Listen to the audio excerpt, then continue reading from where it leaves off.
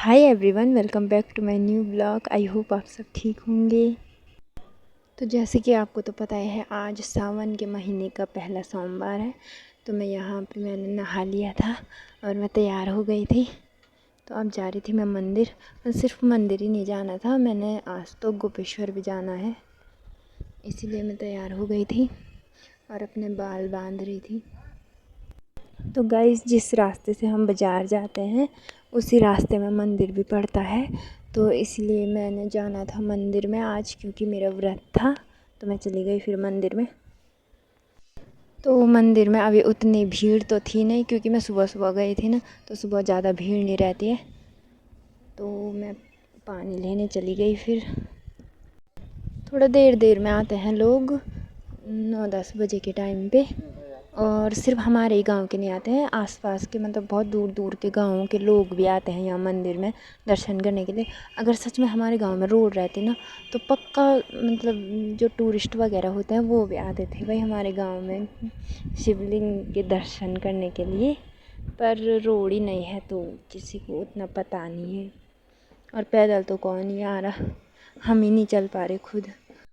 और फिर मैंने शिवलिंग पर पानी चढ़ाया, और बाहर पे भी जो नंदी जी थे उन पर भी पानी चढ़ाया, और वे सारे देवी देवताओं पे पानी चढ़ाया जो जो वहाँ पे थे।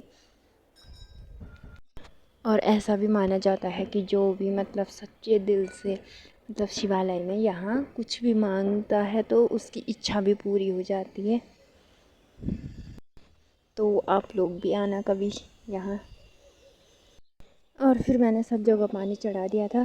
लास्ट में जो भी पानी बचता है लोटे में उसको फिर से शिवलिंग पर चढ़ा देते हैं। तो मैं यहाँ शिवलिंग पर चढ़ा दिया था मैंने उस पानी को, जो लास्ट में बच जाता है। और फिर मैंने पूजा वगैरह भी की, और उसके बाद लगाई पिठाई खुद पे। और फिर भगवान जी को भी बाय बाय बोल के मैं चली गई। तो गाइस, अभी मैंने उतनी दूर जाना है, हमारे गांव से रोड इतनी दूर पर है। बस दिखने में ही सरल है, ऐसा लग रहा है आमने सामने होगा, पर चलने में बाप रे बहुत चढ़ाई है। तो मैं यहाँ पे पुल पे पहुँच गई थी। और ऐसा कहते हैं कि मतलब जो वो शिवलिंग है हमारे गांव के मंदिर में, तो शिव जी के पैर हैं नदी में, ऐसा बोलते हैं भाई। असली चढ़ाई तो अब शुरू है। मतलब पुल के ऊपर से तो बहुत ज़्यादा चढ़ाई है, बहुत ही ज़्यादा। इसलिए मैं यहाँ पे बैठ गई थी। मैं कहीं पे नहीं बैठी नीचे आते टाइम, बस यहाँ पुल के ऊपर ही बैठ। यहाँ पे से तो बहुत ज़्यादा चढ़ाई है। और मेरे पे तो इतना पसीना आ गया था कि पसीने से पूरा मेरा फेस ही लाल हो गया था। और घाम भी गाइस, इतना तेज़ घाम हो रहा था क्या बताऊँ। मेरी तो सारी पिठाई बह गई थी।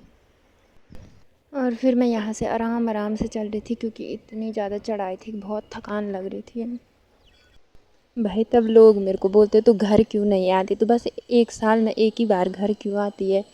इसी वजह से गाइस, इसी वजह से मैं घर नहीं आती, क्योंकि मैं चल ही नहीं पाती हूँ इतना। और थोड़ा सा रहता तो मैं चल भी पाती, इतना दूर है हमारा गाँव, क्या बताऊँ अब। चलो कोई बात नहीं, दूर है हमारा गांव, पैदल जाना पड़ता है हमको, लेकिन रास्ता भी तो सही होना चाहिए भाई।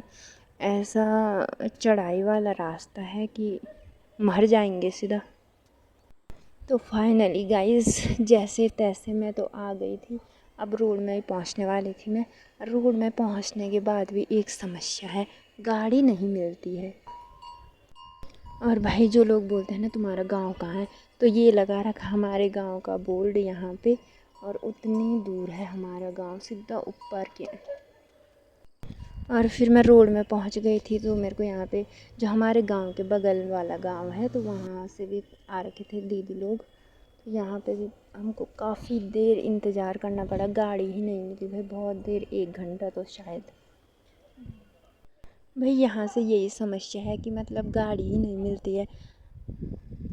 और पीपल कोटी से तो मिल ही जाती है खैर, पर जब घर आते टाइम भी नहीं मिलती है। जैसे मतलब घर जाएंगे हम, तो पीपल कोटी से हमको गाड़ी ही नहीं मिलती है घर जाने के लिए।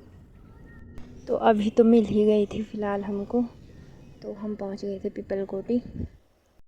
भाई सुबह से व्रत था मेरा, तो मेरे को तो भूख भी लग गई थी, इसीलिए मैंने खाना भी खा दिया था। और फिर बैठ गई थी मैं चमोली की गाड़ी में। तो गाइस वैसे तो पहले मैं कभी मतलब अकेले मैं कहीं जाती नहीं थी, चाहे वो बाज़ार हो, चाहे वो पीपलकोट हो, चाहे वो गोपेश्वर हो, मतलब मम्मी लोग आते थे मेरे साथ। पर अब तो मैं अकेले ही जाती हूँ, खैर जाना पड़ता है क्योंकि। और फिर मैं चमोली पहुँच गई थी और उसके बाद चमोली से मैं गोपेश्वर आ गई।